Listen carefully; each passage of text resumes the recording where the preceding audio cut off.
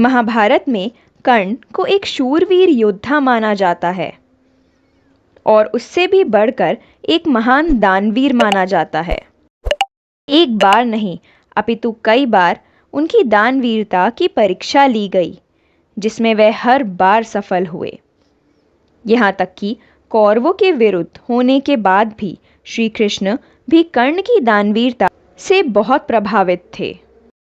इतिहास में इतना बड़ा दानवीर कोई और नहीं था।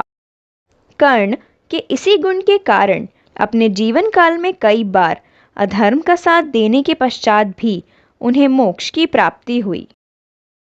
कर्ण की इसी महानता के कारण श्री कृष्ण ने कर्ण की मृत्यु के अंतिम क्षणों में उसे 3 वरदान दिए थे और मृत्यु के बाद उन्होंने स्वयं कर्ण का देह संस्कार किया था।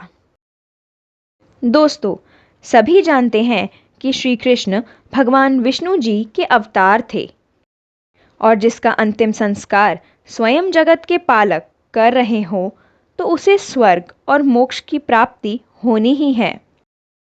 तो आइए पहले जानते हैं इस महाशक्तिशाली योद्धा के गुणों के बारे में, जिसे परास्त करना पांडव और यहाँ तक कि सर्वश्रेष्ठ धनुर्धर अर्जुन के लिए भी अत्यंत कठिन था।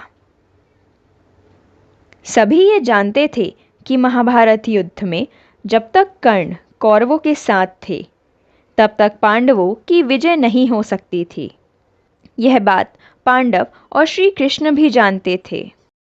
इसलिए कर्ण की मृत्यु के लिए नियति ने पहले ही उनके गुणों की कुछ सीमाएं तय कर दी थी। श्री कृष्ण जानते थे कि कर्ण एक असाधारण योद्धा है और अर्जुन भले ही कितने भी बड़े धनुर्धर हो, लेकिन कर्ण के समक्ष उनकी विजय नहीं हो सकती। इसकी भी अनेक वजह थी, जिनमें से एक वजह कर्ण के पास सूर्य भगवान का दिया हुआ कवच व कुंडल था, जिसके रहते उन्हें कोई भी अस्त्र शस्त्र हानि नहीं पहुंचा सकता था। इसलिए कर्ण को मारना अर्जुन के लिए अत्यंत कठिन था। इस धर्म युद्ध में पांडवों का साथ दे रहे श्री कृष्ण ने इसके समाधान के लिए देवराज इंद्र की सहायता ली। भगवान इंद्र को ज्ञात था कि कर्ण बहुत ही बड़े दानवीर हैं। उन्होंने एक भिक्षुक का वेश धारण करके कर्ण से उसके कवच कुंडल दान में मांगने की योजना बनाई। उधर सूर्यदेव को जब इसका पता चला, तब अपने पुत्र की रक्षा के लिए उन्होंने कर्ण को इंद्र की इस योजना के बारे में बताते हुए कवच कुंडल का दान ना देने को कहा। किंतु दानवीर कर्ण ने सब कुछ पता होते हुए भी अपने दान धर्म का पालन किया और भिक्षुक रूप में आए इंद्र को अपना रक्षा कवच दे दिया। कर्ण की दानवीरता से प्रभावित होकर देवराज इंद्र ने उसे अपना इंद्र अस्त्र प्रदान किया, जो किसी को भी लगे तो उसकी मृत्यु निश्चित है। किंतु इस अस्त्र का प्रयोग केवल एक ही बार किया जा सकता है। दूसरी ओर एक सारथी के यहाँ जन्म लेने के कारण कर्ण सदैव सूत पुत्र कहलाए।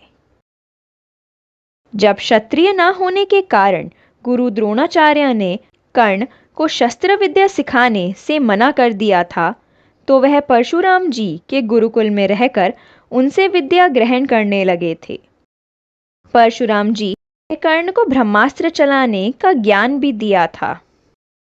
उस समय परशुराम जी केवल ब्राह्मण पुत्रों को ही शिक्षा देते थे। कर्ण ने उनसे अपने कुल को लेकर असत्य कहा था कि वह ब्राह्मण है। एक बार एक कीट ने जब कर्ण की जंघा पर काट लिया था, तो वह लहूलुहान हो गए थे। उस समय घाव के दर्द को सहने की उनकी सहजता को देखकर परशुराम जी ये समझ गए थे कि उतनी सहनशीलता किसी ब्राह्मण में नहीं हो सकती। जब परशुराम जी को यह पता चला कि कर्ण ने उनसे असत्य बोला है, तब उन्होंने कर्ण को श्राप दिया कि वह ब्रह्मास्त्र की विद्या को उस समय भूल जाएंगे जब उन्हें उसकी सबसे ज्यादा आवश्यकता होगी। और परशुराम जी का यह श्राप कुरुक्षेत्र युद्ध के अंतिम समय में सार्थक हुआ। जब वह अर्जुन पर ब्रह्मास्त्र का प्रयोग करना चाहते थे। उसी समय वह इस विद्या को भूल गए थे। एक ही क्षण में यह उनकी सबसे बड़ी भूल साबित हुई, जिसने अर्जुन को कर्ण पर प्रहार करने का समय दे दिया, जो कि कर्ण की मृत्यु का कारण बनी। इसके अतिरिक्त एक बार भूलवश कर्ण के कारण एक छोटी कन्या के हाथों से घी का घड़ा फूट गया था। कन्या यह देख रोने लगी। कर्ण ने उस कन्या से क्षमा मांगी और उसके बदले उसको दुगना घी देने का प्रस्ताव रखा। कन्या इसके लिए नहीं मानी, क्योंकि उसे वही घी चाहिए था। उसकी यह हठ देखकर कर्ण ने धरती पर गिरे घी को दोबारा प्राप्त करने के लिए जिस मिट्टी पर घी गिरा था उसे उठाकर इतने अच्छी तरह निचोड़ दिया कि उससे शुद्ध घी निकल आया और कन्या उसे लेकर खुश हो गई। इस तरह कर्ण ने उस बालिका को तो प्रसन्न कर दिया, किंतु इस कृत्य की वजह से धरती को बहुत दर्द हुआ कि वह कर्राह उठी। इसी कारण से महाभारत युद्ध के अत्यंत निर्णायक समय पर कर्ण के रथ का पहिया धरती में जा धंसा, जो कि बाद में जाकर कर्ण की पीड़ा का कारण बना। कर्ण को मिले यह श्राप और उनके साथ घटे ये सभी प्रसंग उनकी मृत्यु का कारण बने। कर्ण ने देवराज इंद्र के दिए अस्त्र का प्रयोग भीमपुत्र घटोत्कच का वध करने के लिए किया था। इस प्रकार उनके पास अर्जुन पर प्रहार करने के लिए अमोघ अस्त्र नहीं बचा था। साथ ही जब वे अर्जुन पर ब्रह्मास्त्र का प्रयोग करने वाले थे, उसी समय परशुराम जी के श्राप के कारण कर्ण उस विद्या को भूल गए थे। युद्ध के 9वें दिन जब अचानक से कर्ण के रथ का पहिया धरती में धंस गया था, तब उन्होंने अर्जुन से युद्ध के नियमों का पालन करने को कहा और प्रहार न करने को कहा। किंतु उस समय श्री कृष्ण ने अर्जुन को यह कहते हुए ऐसा करने से मना कर दिया कि अभिमन्यु के साथ युद्ध में कर्ण ने भी सभी नियमों का पालन नहीं किया था।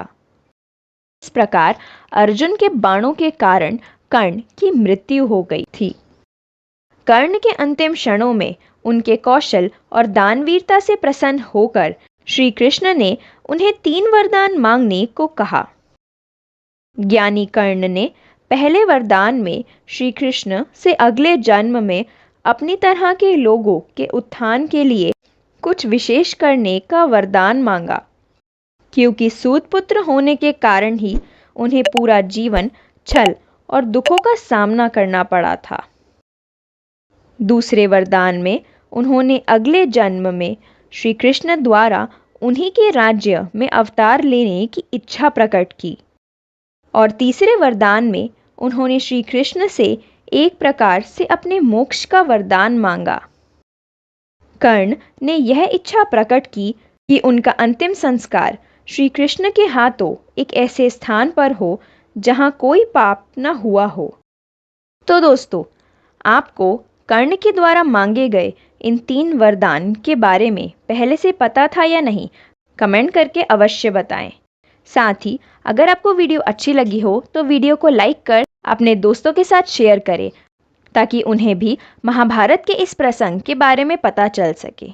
और अगर आपने अभी तक चैनल को सब्सक्राइब नहीं किया है तो उसे सब्सक्राइब कर बेल आइकन को प्रेस कर दें। तो आपसे जल्द ही मिलते हैं ऐसी ही एक और नई वीडियो के साथ। तब तक अपना ध्यान रखें। जय श्री कृष्ण।